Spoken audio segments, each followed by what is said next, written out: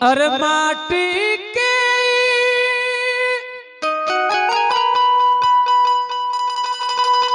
बनलो सोरिया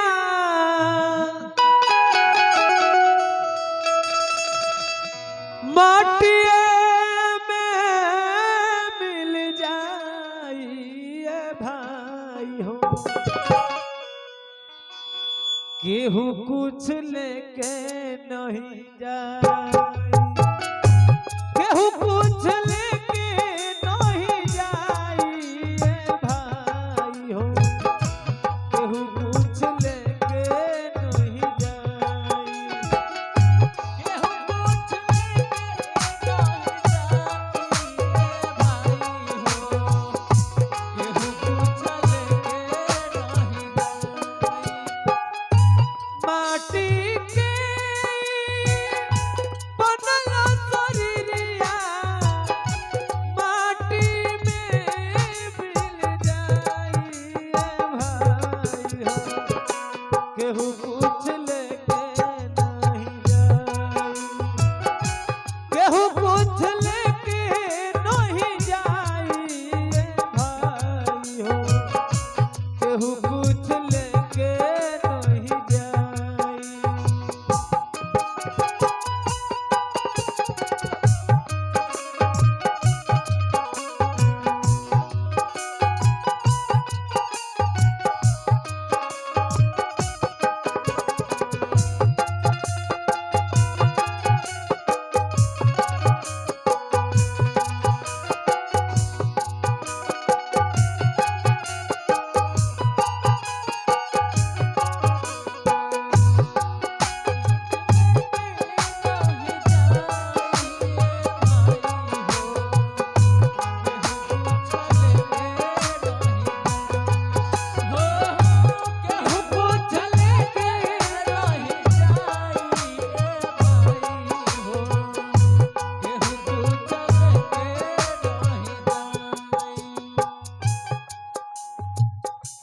बापू यार पुण्य के तुई गोटा गरिया जीवन जी कर मुसाफिर मुसाफिर जीवन जी कर मुसाफिर। बापू यार पुण्य के तुई गोटा गरिया जीवन जी कर मुसाफिर।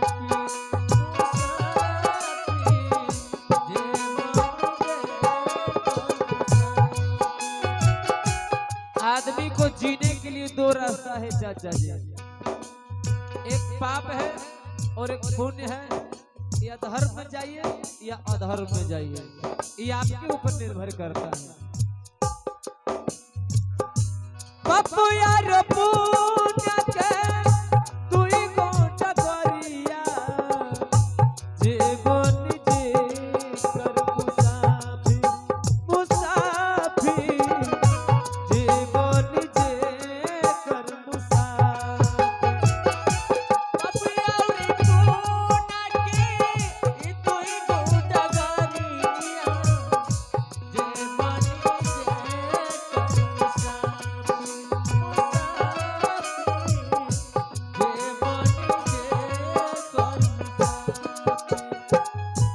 धर्मराज के धर्म कटापो, धर्मराज के धर्म कटापो, नीति पति तयुलाइए भाई हो। केहू कुछ लेके नहीं जाए, केहू कुछ लेके नहीं जाए।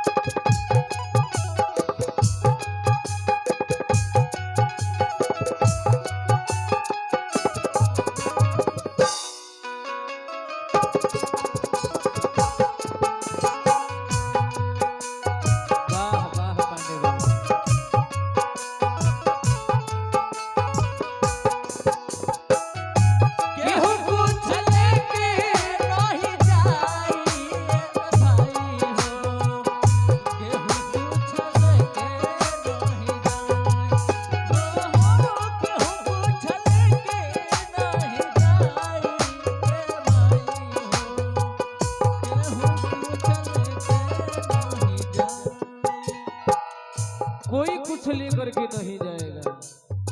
आए हैं खाली हाथ इस संसार में, अब बस खाली हाथ चल जाइएगा। लेकिन भले हम खाली हाथ तो आए हैं, लेकिन कुछ न कुछ लेकर के यहाँ से जाना है।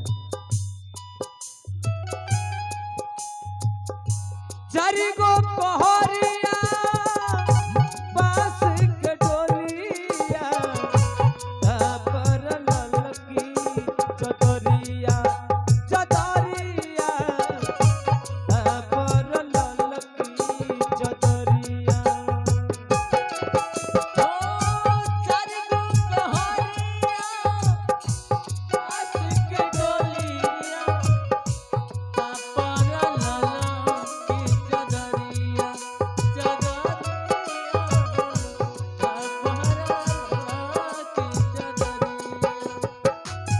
चारी गो पहरिया बांस के डोलिया, पर ललकी चदरिया चदरिया, पर ललकी चदरिया।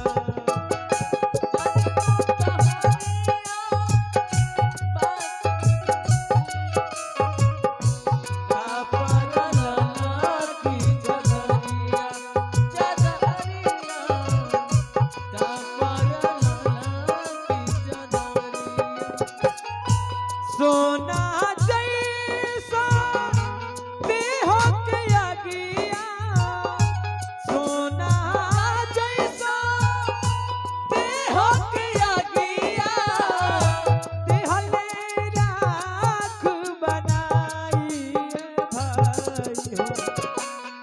सोना के समान इस शरीर है चाचा जी, तब पर भी यह शरीरिया के अपने ही घर परिवार के लोग मिल करके जला करके बिल्कुल एकदम राख कर देता है। समय कैसे दुर्लभ है चाचा जी। अरे सोना जैसा आर देह के आगिया, आहो दिहले राख बनाई भाई हो। केहू कुछ लेके नहीं जाई, केहू कुछ लेके नहीं जाई भाई हो। केहू कुछ लेके नहीं जाई, केहू कुछ लेके नहीं जाई भाई हो। केहू कुछ लेके नहीं जाई। चारी गो पहरिया बांस के डोलिया, पर ललकी चदरिया चदरिया, पर ललकी चदरिया। चारी गो पहरिया बांस के डोलिया, पर ललकी चदरिया चदरिया, पर ललकी चदरिया। सोना जैसा देह के आगिया, सोना जैसा देह के आगिया, दिहले राख बनाई भाई हो। केहू कुछ लेके नहीं जाई, केहू कुछ लेके नहीं जाई भाई हो। केहू कुछ लेके नहीं जाई, केहू कुछ लेके नहीं जाई भाई हो। केहू कुछ लेके नहीं जाई, केहू कुछ लेके नहीं जाई भाई हो। केहू कुछ लेके नहीं जाई, केहू कुछ लेके नहीं जाई, केहू कुछ लेके नहीं जाई।